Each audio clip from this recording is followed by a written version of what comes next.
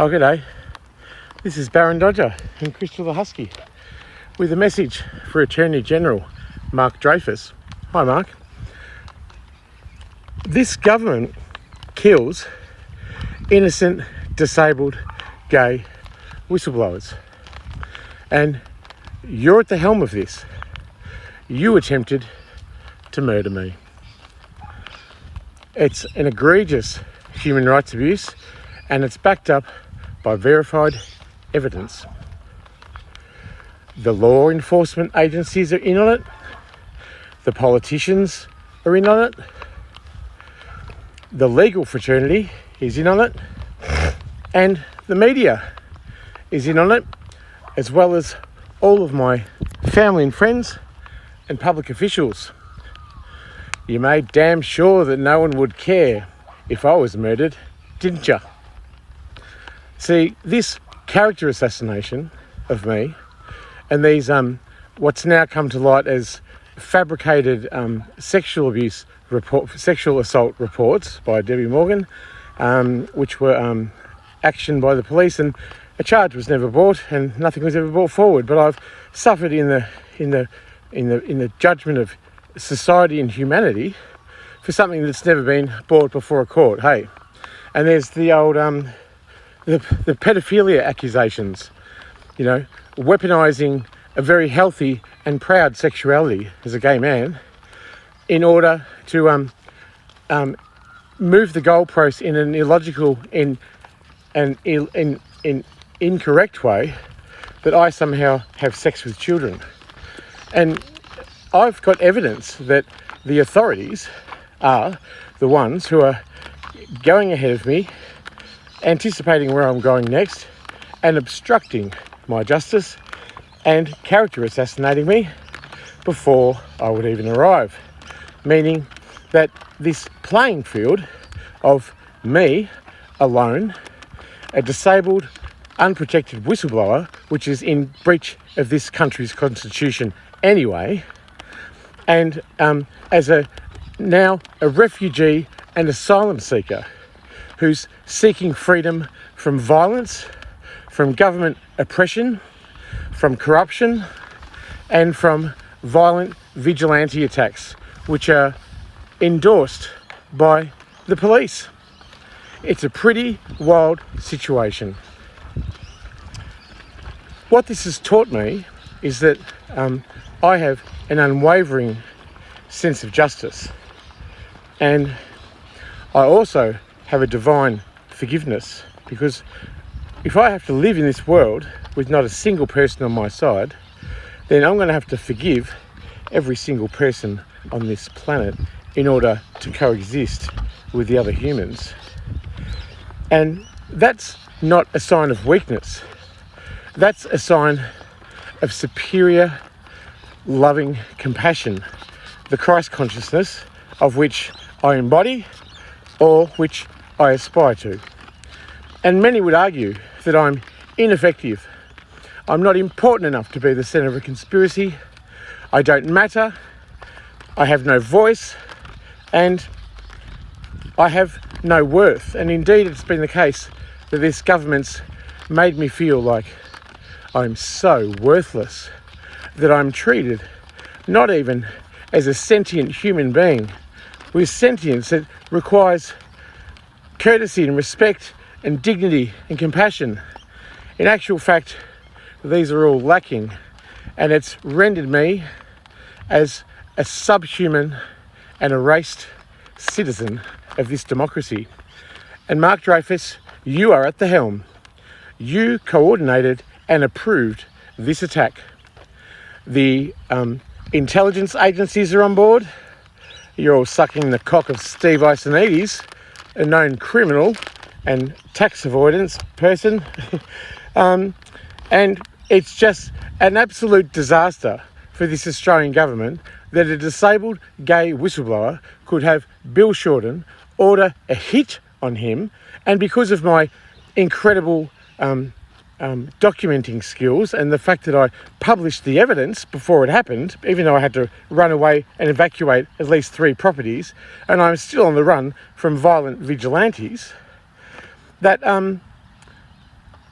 that it's just an absurd reality. Like, how is that even possible? A lot of people will try and say, you're crazy, Rich. Baron, you're crazy.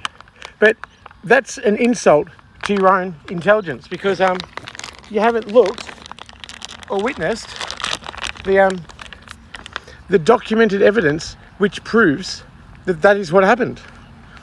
You're insulting yourself, and all these people who say that I'm crazy or I'm not important or that it's delusional, you're betraying your own humanity. You're betraying your own intelligence. You're making fools of yourselves. You're so all plugged in to the comfort of the same tyrannical, murderous regime that's corrupt, which has literally ordered a hit on my life and then stopped it, not because they care, but because they would have had blood on their hands. And then after that, they have excommunicated me from society and reality and the government. And I don't get work cover, I don't get a marriage settlement, I don't get insurance, I don't get healthcare, I don't get a home, I don't have food, and I don't have medicine. This is an egregious human rights violation that needs to go all the way to the International Criminal Human Rights Court at The Hague. And I won't stop until I get there. Mark, I think you owe me an apology. And for the last thing I'll say, this torture, this abuse, this neglect, this corruption, this unfair targeting of me as an unprotected whistleblower, in which I'm suffering electronic surveillance, gang stalking, intimidation, V2K audio harassment of military quality, putting voices in my head, and you will say that's my schizophrenia. But you are uneducated, you are unaware, and you don't know the evil that is the same government that you support, and you're all aligning with my perpetrators, and you're not even realizing that they're abusing you. It's just unheard of. I didn't want to be an important person. I didn't want to be the center of a conspiracy. All I wanted was a home, food, medicine, and a chance to contribute to society. And when I had very little, I did that. I've talked in local, state, federal audiences and international audiences, in person and in the radio, on the media and TV. I've got a Human Rights Award-winning book on madness.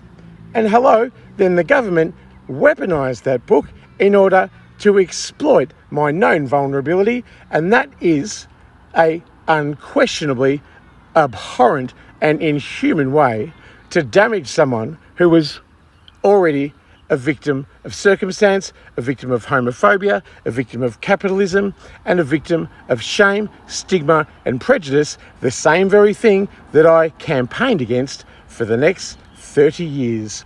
And you know what? Who's got the moral upper hand? If this kills me, I've lived a life and I've supported the people. I love people and I support them, and I call out corruption when I see it, and I whistle blew for the sake of not only saving my own life, which came to pass because they tried to kill me, but for the purposes of democracy and humanity everywhere. I stood up for you when the government is abusing you and you're plugged in to the comforts that they give, and this is a hypocrisy that I just can't even bear. Australia, you've been duped. Your democracy, your country is murdering innocent, disabled people, and it's systemic, it's political, and everyone is on board for the killing. It's a targeted killing of a human sacrifice. There is a Christian allegory here of persecution and of crucifixion and of redemption, and the fact that I've already died from this persecution, which means the government is guilty of institutional murder of me. And then the fact I was revived and forced to live in my car under the NDIS, the very agency that is tasked and obliged to care for me, but its minister has caused my exile, something that no one will even acknowledge. And you're all complicit in this vast, corrupt critical mass head fuckery. And you know what? This may kill me. It really might. But I've lived a life for the people. I've proven with my experience, with my public speaking, with my books, with my PhD, with my advocacy, and with my humanity and my gay pride, and with all things that make me me. I've proven myself, and you can't take that from me. But Mark Dreyfus, I challenge you to say you've earned that enormous power of privilege where you can kill an innocent civilian and get away with it. No one can earn that, and the privilege that you sit in, you haven't even earned. It's just by hook or crook of the way the cards fell. And you know what? You're all running scared. You can't accept my authenticity, my honesty, and my absolute fearlessness with calling out corruption with nothing but a phone and sentience. And what have all you got? Secretaries, jobs, suits, multiple houses. You got the protection of your little buddies up there in Canberra. You're all in nepotism. You're all protecting each other, and you're all running scared that I'm going to blow the whistle on you. And Mark Dreyfus, your number is up. I think I deserve an apology, because the gist of it is you are all scared because you know you haven't earned the privilege and the power that you have. And you know that I don't have an allegiance to this man-made corrupt government, which is nothing but a farce for the elite super rich. But I have an allegiance to God, and I'm very close to God. And I think all politicians, all public officials, all police officers, all lawyers, all know that they're less than divine. They know their sin. They know that they're corrupt. They are aware, they have a self-reflexivity that they are less than perfect, moral, fuck-up, corrupt beings. And you know what? You're all protecting each other, and you all haven't earned it. And I have. My life of moral superiority over all of you collectively together is nothing short of astounding, and it's a biblical revelation. And you may kill me, it's true. But the thing is, I've lived my life of merit, and you're all aware that you don't deserve the corruption you hang on to, because you got your little powerful places there in society with your money and your privilege and all that kind of stuff. And you know what? You'll be running scared when these human-made structures come crumbling down around you. And you know what? It's just a real shame that a government hasn't accepted criticism of itself, because if it was mature enough, it would have accepted it and burnished it as a more brutal, oppressive, fair, equitable source and thing that all people could enjoy and admire and be a part of. But instead, the government, when it comes to me, Barron Resonance fucking Dodger, has run scared. They've targeted me. They've done every single thing they could to destroy me. They've manipulated politics. They've manipulated society, my mother, my friends, my family, the police, the lawyers, the public officials, the corrupt politicians. You're all fucking in it together. And I think you're really sad. You can't see this for what it is. You're weak-willed and weak-minded people, but you're clever enough to know that your house is crumbling. And I'll wait till you knock on my door when the system fails and the new spiritual resonance steps in for the 1,000 years of peace, and you come to my door and you say, "Gee, Barron, can you give us some tips on survival?" And you know what?